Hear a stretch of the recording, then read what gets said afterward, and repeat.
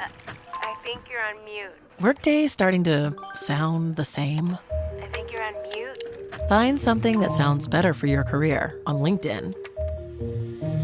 With LinkedIn Job Collections, you can browse curated collections by relevant industries and benefits, like flex PTO or hybrid workplaces, so you can find the right job for you. Get started at linkedin.com/jobs. Finding where you fit. LinkedIn knows how.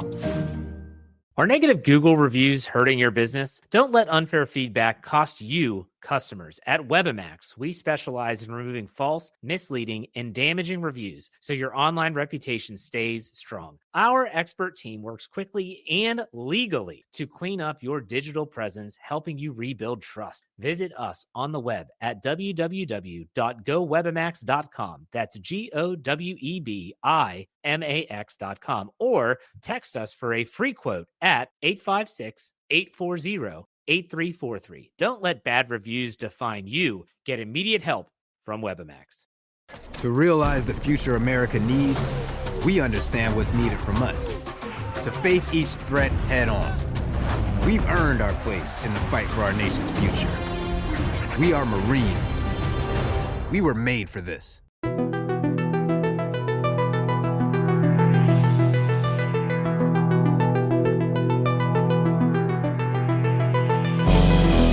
Welcome on in to another edition of Eye on the Enemy, powered by the Eagles Pinpull Network and the Fan First Sports Network. I'm John Stolnis. I'm a writer for Bleeding Green Nation. You can follow me on X at John Stolnis. Coming up, I'm going to talk to Cody Benjamin of CBS Sports about the Eagles Super Bowl win and what free agency is looking like moving forward for this team, as there are some big decisions to make regarding especially some key members on the defense. We'll get Cody's thoughts on who might stay, who might go, and also just kind of put a pin on our Super Bowl 59 discussion, what this team has been through over the last 3 years to get to the point that we are in now. So lots to get to here on this episode of Eye on the Enemy, but want to remind you guys first to make sure to check out all of the podcasts we've got for you here at the Eagles Pinpull Network. You think they've won the Super Bowl? That means we can just stop podcasting? No, dear friends. Lots of other stuff to talk about here as we get ready to rock and roll in the offseason, because that Super Bowl means you got to hit the ground running in free agency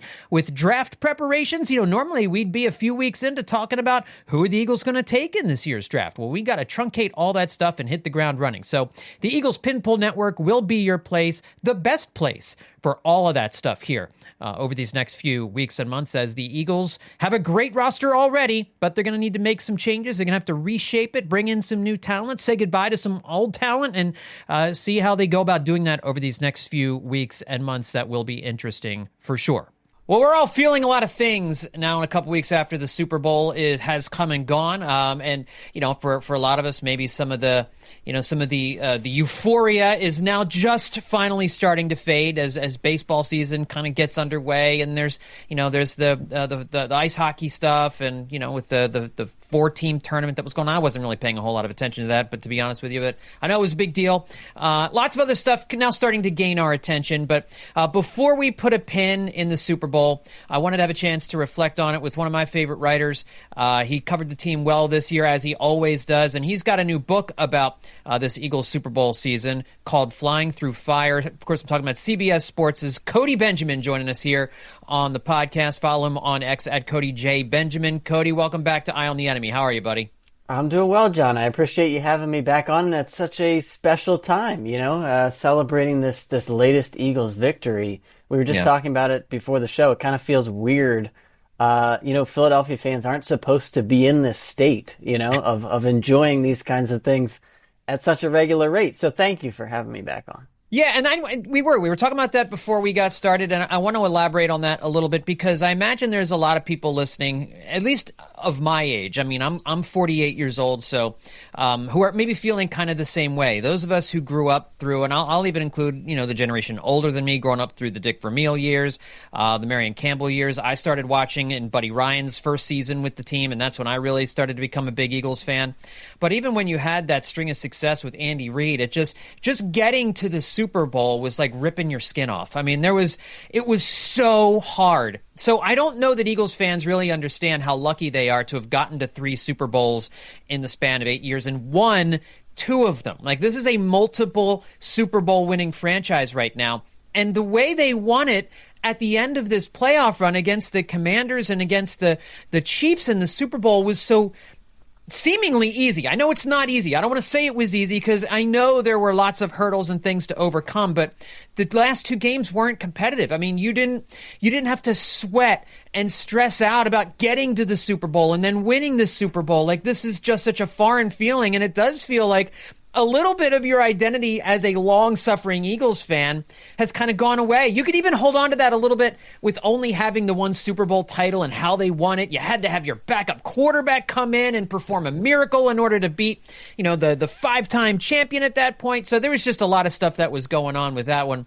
So, I mean, that's kind of what we were talking about, right? Like, part of our identity has been stripped away a little bit in a good way. Yeah, I think that there's multiple factors here. I mean, you talk about, you mentioned the degree to which they beat the Chiefs and the Commanders. I mean, it really was, it was anticlimactic almost at the end of the Super Bowl. It was very much a different kind of a sensation than when the Hail Mary was thrown by Tom Brady in Minneapolis and everyone's holding their breath at every snap at the end of that game in 2018. That was a Cinderella story. This felt much more like a machine just living up to expectations. And it almost, to me, I've seen people describe the parade and the feelings of this Super Bowl different ways. But to me, this one didn't feel so much like in 2017, 2018, that didn't feel, it felt like a party. It felt like we finally did it. It was almost unbelievable. There was a magical feeling to that.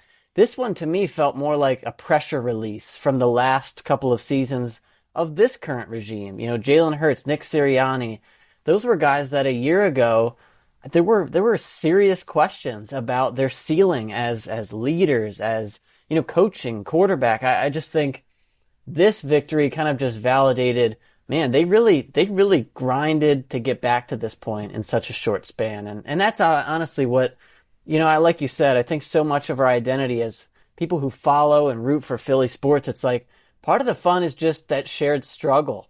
Yeah. And the Eagles, they're at the mountaintop again all of a sudden. But I think we kind of, it's easy now that they just blew out the Chiefs. It's easy now to be like, oh, they were always going to be the best team this year. But no, a year ago, we were ready to burn down this whole regime. And so I think part of what I try to tackle in this new book too is they had to go through fire again to get back to this point. And so, it's always woven through all the best Eagles stories.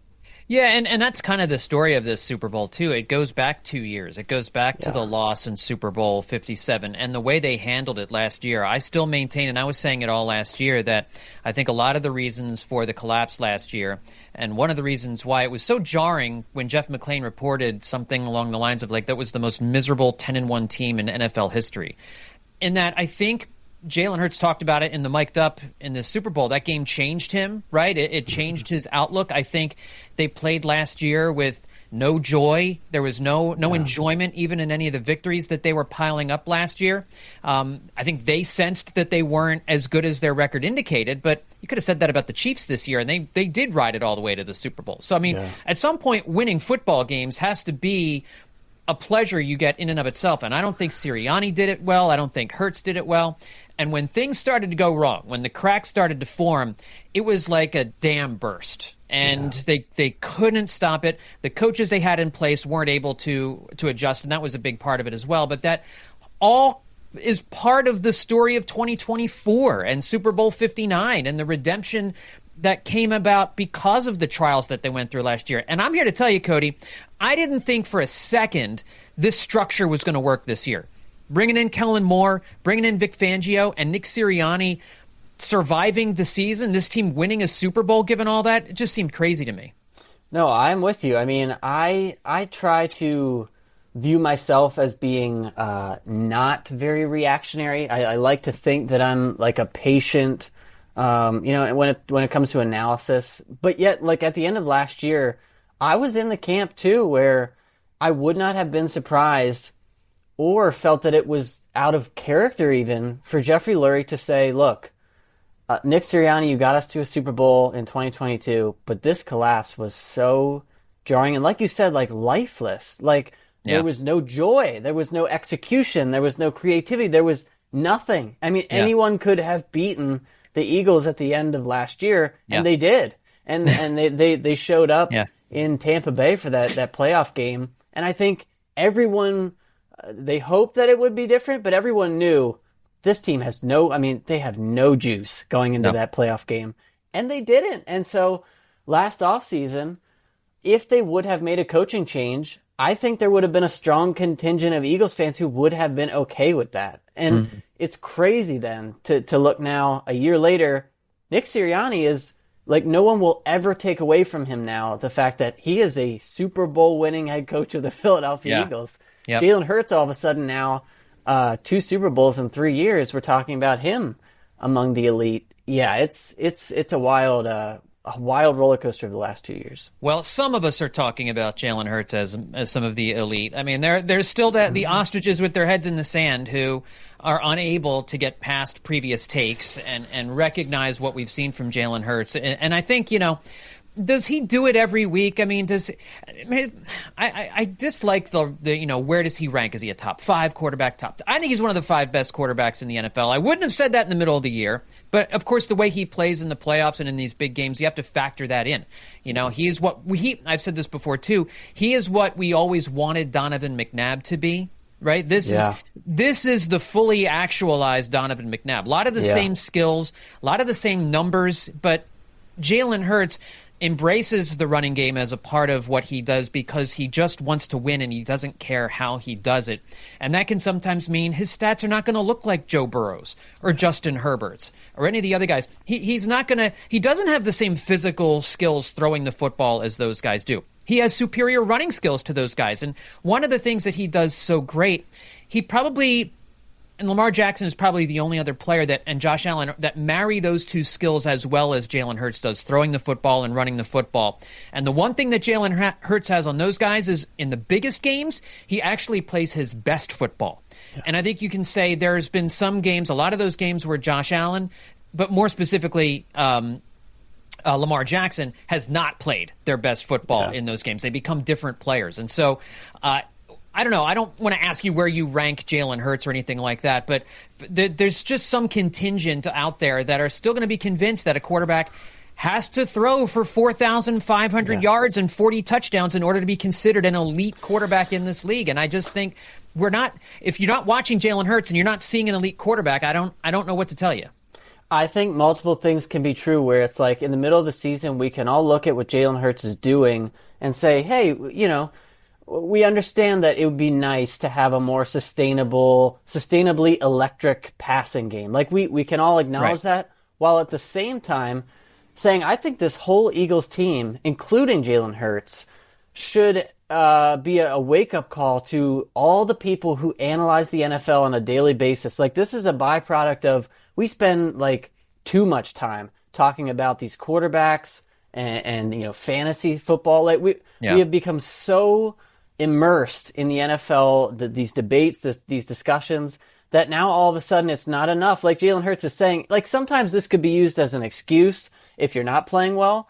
But as Jalen Hurts said, when did winning not become the standard, essentially? Right. Now, I know that like that can be used as an excuse, like a guy who's just not, like the team is winning in spite of him. But it really is true with this Eagles team and Jalen Hurts. Like, is it more important to these fans and analysts that you look like Justin Herbert physically, that you throw the ball like Josh Allen? Is it more important to do that in October than it is to, like you said, in a January game that matters, come through with a play when your team needs you? And that's what Jalen Hurts has done. And I love that you mentioned he's a fully actualized Donovan McNabb, because I was just thinking the other day, he kind of is like Frankenstein's monster of all of the best parts of these Eagles quarterbacks that they've had. Like, he's got Nick Foles' like just unusual poise, like in big moments. He's got Donovan McNabb, kind of that dual threat toughness. He's got Michael Vick, not quite the speed, but the elusiveness. And so he really is the total package. And he's a mental freak in terms of like his focus. And so, I think it's time the Eagles with the running game this year, the defense, the quarterback who doesn't have to throw for 5,000 yards and 40 touchdowns. It's about the team. And so if you want to have a fantasy football quarterback, that's fun.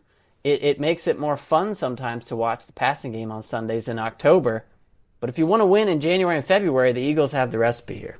Right. It's not like this was a one-off. He did this in 57 exactly. and played this well in another Super Bowl. So it's not like he performed badly 2 years ago in the Super Bowl and then figured it out. And this is the second time he's done this. And think about this, too. There'd be people who, the Eagles blew out the Chiefs in this Super Bowl. This is the Super Bowl that they won. Technically, Jalen Hurts, we all focus on how did the quarterback play? Was he dynamic enough? Was he an elite quarterback? He was the elite quarterback in the previous Super Bowl. Yeah. They lost that game. He had, he was more dynamic. They asked more of him in that game.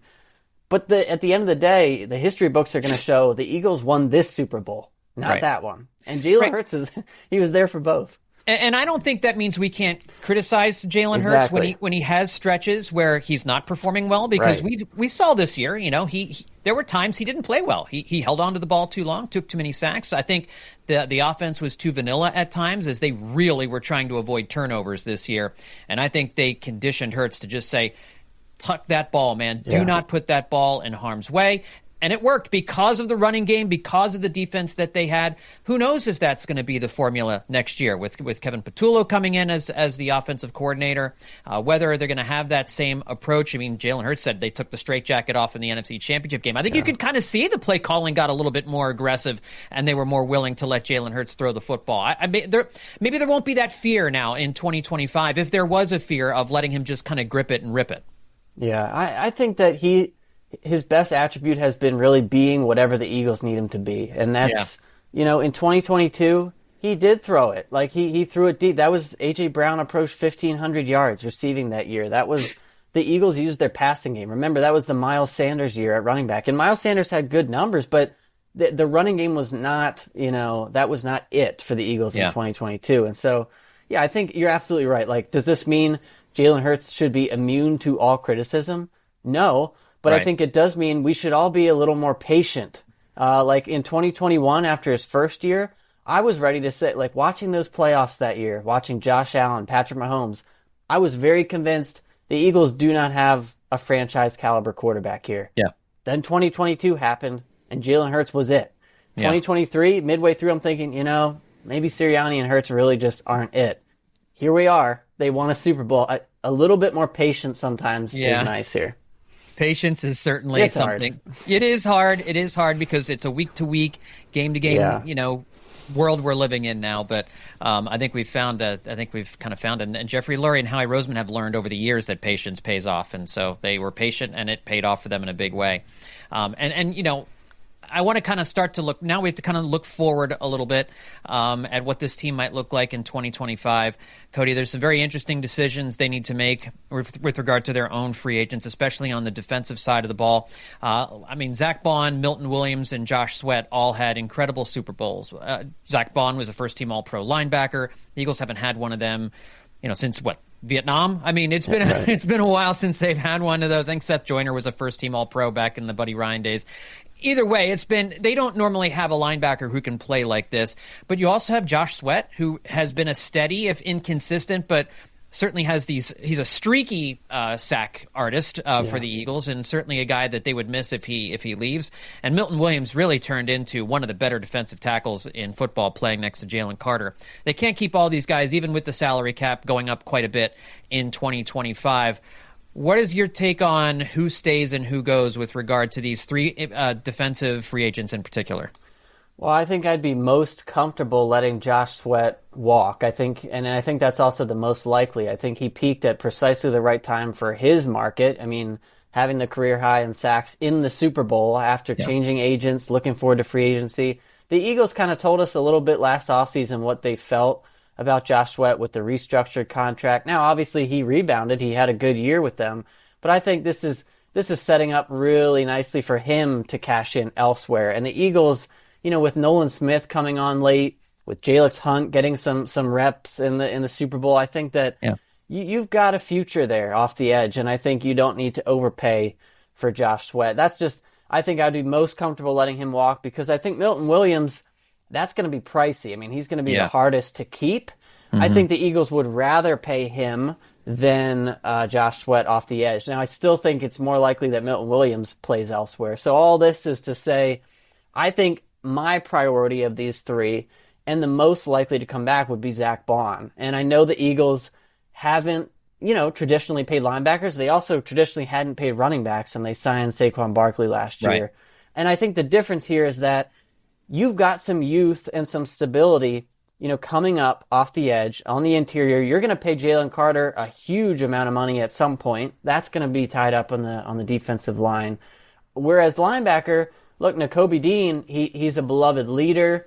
He performed better this year. He's hurt again. They need something at linebacker.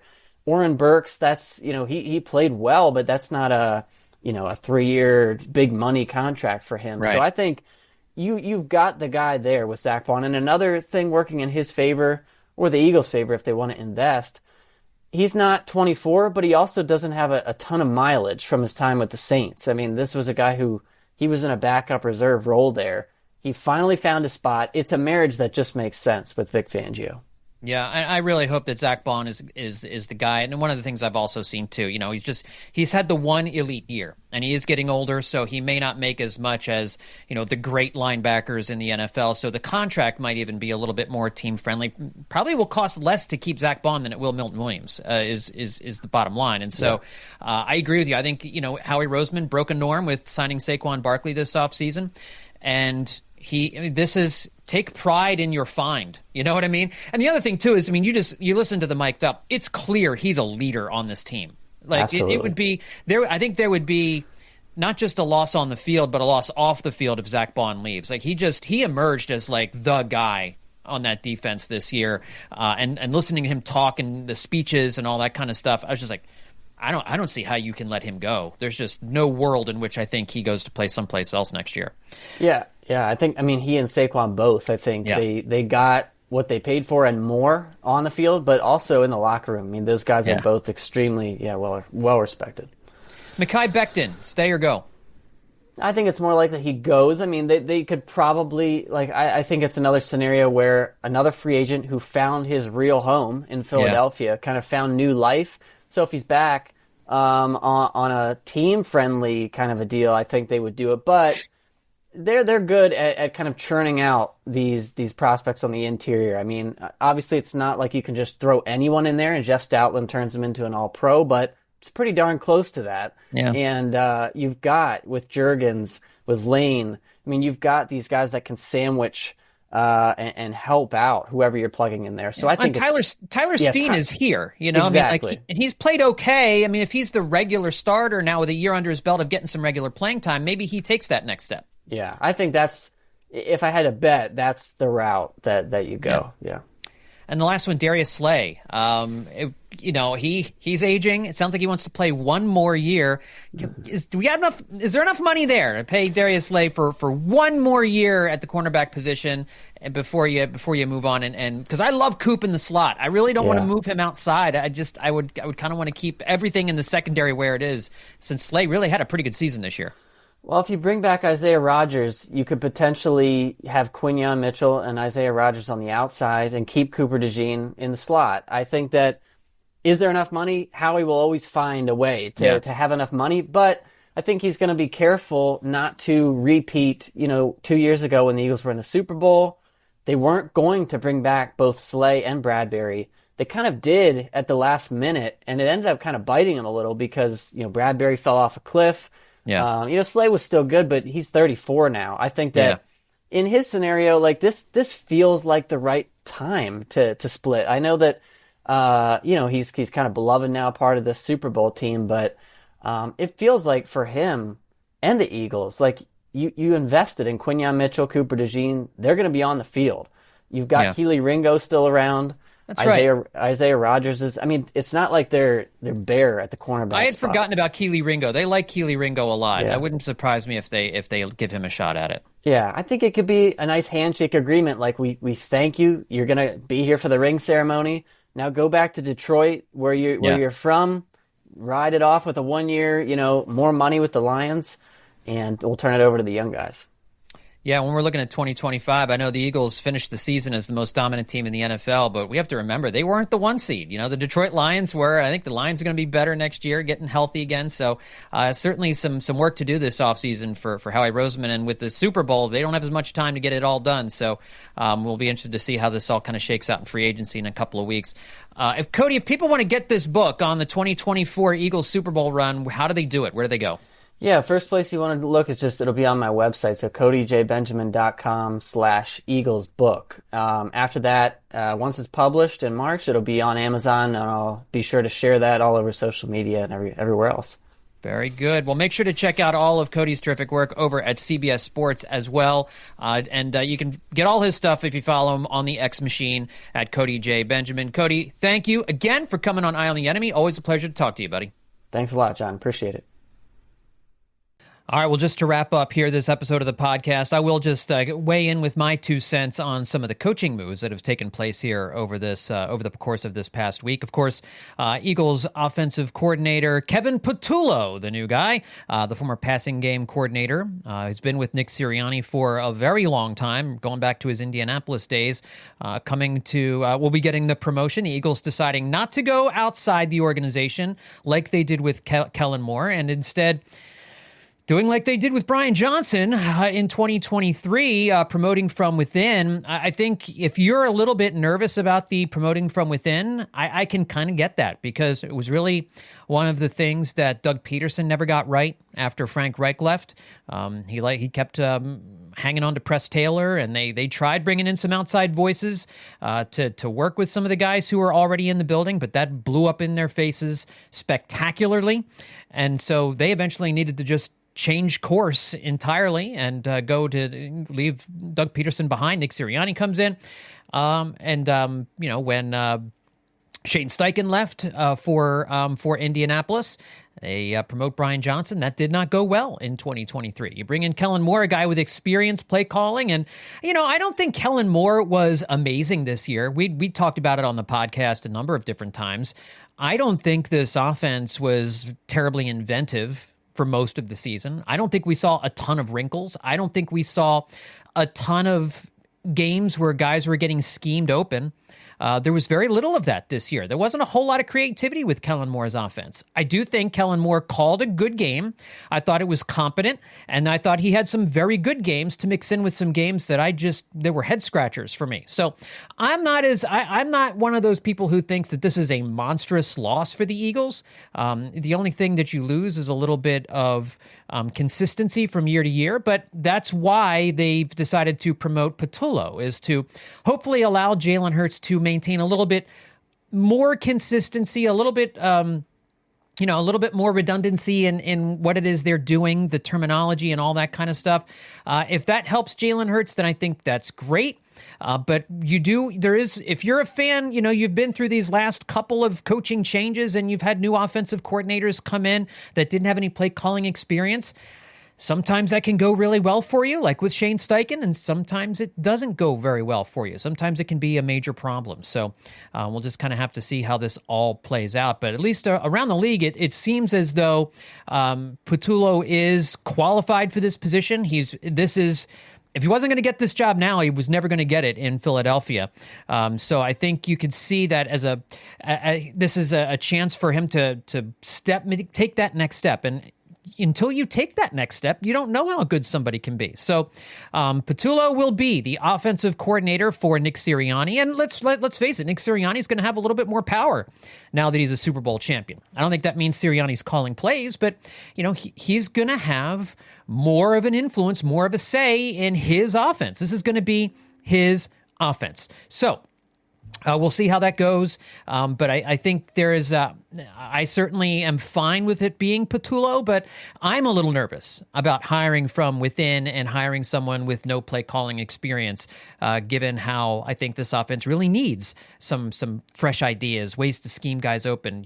These guys are so good one-on-one, but if you can figure out ways to get guys open in the middle of the field, then things really open up. Having Saquon Barkley also helps a lot too, where you can just hit those home run balls. And I don't see this team not being a running offense next year, right? I mean, they're going to continue to run the ball, and they're going to continue to make that a major focus of what it is that they are doing. And by the way, the Eagles have made a hire to replace Kevin Patullo. They are going to the Miami Dolphins. Mike McDaniel's coaching tree, Parks Frazier. He was an offensive assistant with the Dolphins, was only there for a year. He joined the Dolphins before the 2024 season, but Ian Rappaport, Mike Garafolo, friend of the podcast, and Tom Pelissaro of NFL Network are all reporting that Parks Frazier will be coming to Philadelphia to take over as the passing game offense. I guess maybe they haven't given him that official title yet, but it's essentially going to be doing what Kevin Patullo was doing here in Philadelphia. So some movement there on the coaching staff, and we'll see exactly how this is all going to shake out as the year goes along next year. All right, everybody, that's going to do it for this edition of Eye on the Enemy. Thanks again to Cody Benjamin for coming on the podcast. Folks, check out all of my work at bleedinggreennation.com.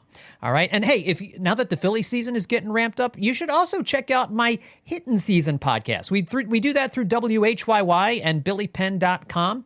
If you're interested in the Phils and you're not familiar with the Phillies podcast world, and it'll be my 10th year doing this podcast called Hittin' Season. I would encourage you to check it out. Apple Podcasts, Spotify, wherever it is you get your podcast. Hittin' Season, as we get this Philly season started. That's you can check out my podcast there as well.